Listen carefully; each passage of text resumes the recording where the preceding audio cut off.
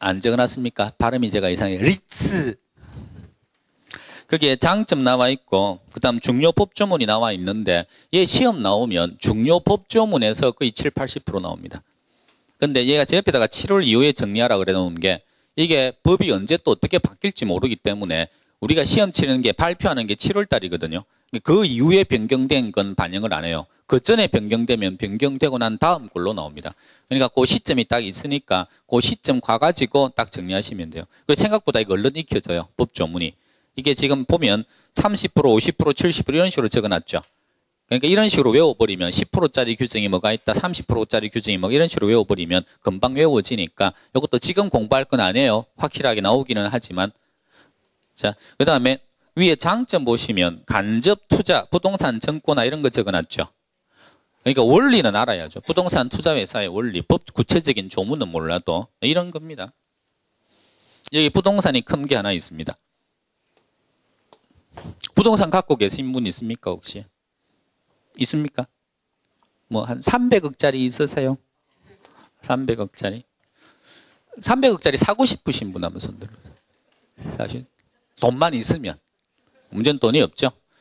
이걸 투자자가 투자하려고 합니다. 투자하려고 하는데 이걸 직접 시장에 가가지고 이걸 사면 이건 직접 투자라고 그러죠. 직접 투자. 근데 중간에 누구를 끼워가지고 이렇게 가면요. 이건 간접 투자가 됩니다. 직접 투자하면 단점들이 많아요. 일단 워낙 고액입니다. 사놓으면 관리해야 됩니다. 어떤 거 사야 될지 판단하기 힘듭니다. 얘 입장에서는 팔기 좋겠습니까? 어렵겠습니까? 어렵습니다. 왜? 300억짜리를 이게 한 번에 살 수 있는 사람은 별로 없어요. 그러니까 이 구매자가 확 이게 제한돼 버리는 거죠. 그러니까 이거 팔기 힘듭니다. 팔기 힘드니까 환금성이 떨어지는 거죠. 그래서 이제 어떤 제도가 나옵니까? 그러면 중간에 대신 회사를 하나 설립해 가지고 요 회사가 이 사람이 직접 투자하려면 얘가 돈이 얼마가 있어야 돼요? 300억이 있어야 됩니다. 근데 회사를 통해 가지고 주식 시장에서 여기 주식을 발행해 버립니다. 그러면 여기에 있는 사람 중에 나는 돈이 1억 있습니다. 근데 여기 투자하고 싶어요.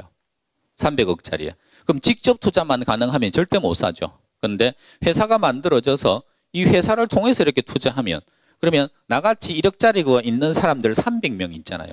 300명을 이 회사가 주식 발행해가지고 모은다는 거죠. 그러면 나는 이 회사의 지분만 갖고 있는 거죠. 300분의 1. 그래 놓고 그걸 가지고 이 애가 투자를 합니다. 투자를 하면 수익금이 나오겠죠. 그걸 쪼개주는 거예요. 그러니까 간접 투자를 하게 되면 소액, 돈 조금만 있어도 이렇게 투자할 수 있어요.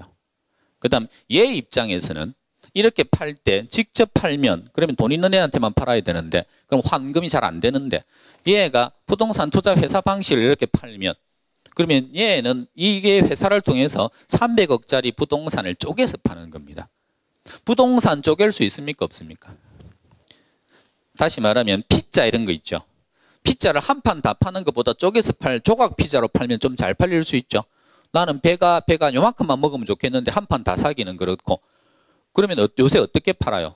쪼개서 팔잖아요. 그러면 쪼개서 파는 게 그런 물건 같으면 쪼개는 게 되는데 부동산을 쪼개서 팔 수 있겠습니까? 그럼 톡 가지고 뭐 쪼개요? 100개로? 그렇게 못 파니까 부동산을 쪼개는 방법은 뭐다? 부동산을 정권 형태로 바꿔서 그걸 정권으로 만들어 버리는 거죠. 그러려고 하면 얘가 이 부동산이 뭐가 돼야 된다? 회사 형태로 돼야 돼요. 그 회사 형태가 되면 얘가 주식을 여러 개 쪼개가지고 이 주인한테 이렇게 팔면 돼요. 그러니까 얘가 정권 형태로 바뀌어서 팔아먹는 거기 때문에 부동산 투자회사 제도를 부동산 정권화라고도 합니다. 그러니까 내가 이 부동산을 갖고 있는 사람 입장에서는 부동산 정권화를 통해서 환금 위험을 없앨 수 있는 거고 쪼개서 팔면 훨씬 잘 팔리거든요. 투자자 입장에서는 소액 투자자도 조금씩 사가지고 들어갈 수 있으니까 이 간접 투자하면서 좋아지는 거고 큰 틀은 그거예요. 그리고 요 회사 있죠. 이제 이 회사를 뭐라고 한다? 부동산 투자회사라고 부릅니다. 투자회사. 연애 결혼하셨어요? 중매 결혼하셨어요? 중매 결혼할 때 요새 이 회사 있죠. 연애 결혼이면 이게 직접 연애예요. 이거 둘이 다이렉트로 붙어가지고 눈 맞아서 그냥 가는 거고 그 다음에 중간에 누가 끼어 들어가지고 야 이쪽 집안에서 이렇게 하는 거. 요 회사 이름 뭡니까? 요새 회사 있잖아요. 뭐 듀오 뭐도 있고 또 뭐도 있고. 근데 부동산을 중매시켜주는 애를 뭐라고 그런다고요? 리츠라고 한다고요. 부동산 투자회사. 그리고 주식 투자 해보셨어요? 주식 투자하면 원금 손실 위험이 있습니까? 없습니까? 있습니다. 이 부동산 투자회사는 회사예요. 회사. 자, 그래서 27번 보시면 틀린 것은 인데 이것도 답만 볼게요. 답만. 5번에 부동산 투자회사의 경우에는 원금 손실 위험이 없는 반면 OX, IX입니다. 펀드가 됐든 그다음 부동산 투자회사가 됐든 둘 다 원금 손실 위험이 있습니다. 펀드 가입해 보셨어요? 펀드는 원금 손실 위험 있습니까? 없습니까? 있습니다. 그것도 이자 받는 게 아니에요. 그래서 5번이 틀렸고, 그 다음 1번, 2번, 3번은 읽고 공부해 두시면 되는데 4번 지문 있죠. 부동산 펀드가 집합투자재산으로 2012년 12월 31일까지 취득하는 부동산에 대해서는 세금 감면 혜택이 있다. 이런 거 몰라요. 이런 걸 어떻게 공부해요? 그러니까 이건 삼각형하고 이건 아실 필요 없습니다. 감면이 있는지 없는지 이건 또 바뀔 건데. 자, 넘어가시고요. 28번 문제. 확실이라고 적어 놓으셨죠? 근데 딱 보는 순간에 어려울 것 같죠? 이거 어려울 것 같아요? 안 어려울 것 같아요? 어려워요. 어려우니까 다들 안 풀고 확실한 걸 알면서도 그냥 버리고 가는 거죠. 근데 할만합니다. 이것도. 어려운 건 여러분들 시험에서 어렵다라고 하는 표현이 있죠.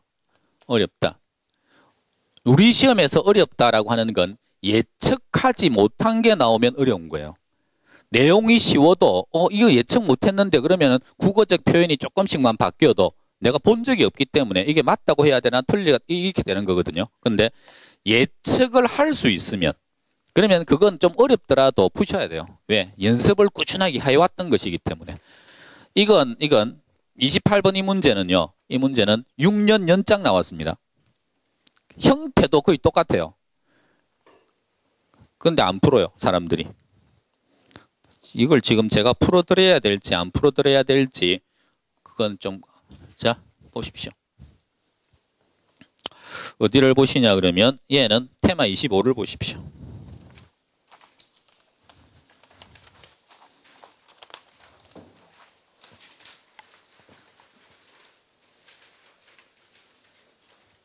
부동산 금융 개요 해가지고 보시면 이번에 보시면 융자 가능 금액 산중 있죠.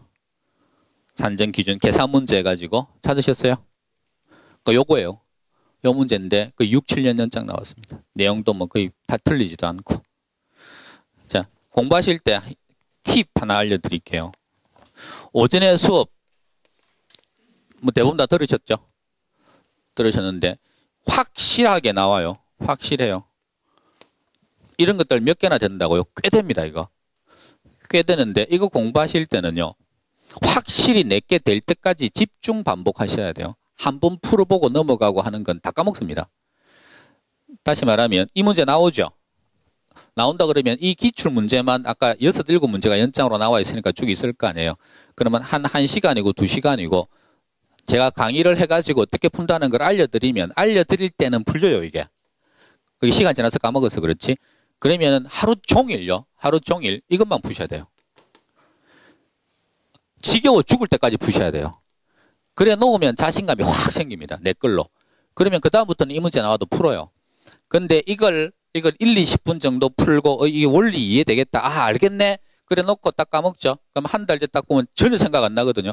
그럼 또 요거 연구하고 또 공부한다고 또 몇 시간을 또 허비해요. 그래 잠시 좀 알죠? 그럼 또 안 해요. 그러니까 이거 결국은 못 풀면서 공부만 몇십 시간을 합니다. 그런 공부 하지 마시라고요. 할 때 몰아가지고 한꺼번에 확 해치워야 돼요. 기출문제나 관련된 기출문제가 있으면 그 비슷한 걸 계속 푸셔야 돼요. 똑같은 걸.